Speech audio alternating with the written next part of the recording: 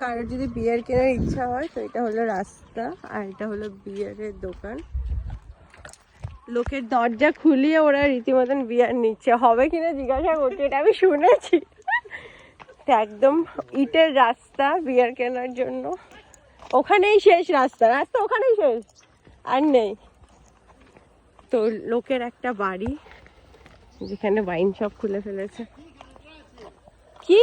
হ্যাঁ হ্যাঁ হ্যাঁ, কি খাবো? এই কেক আমরা খেয়েছি।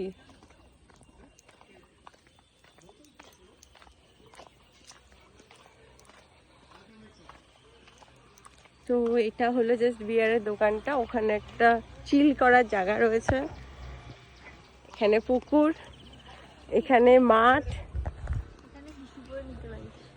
আর এখানেই বিয়ারের দোকান, এখানেই রাস্তা শেষ।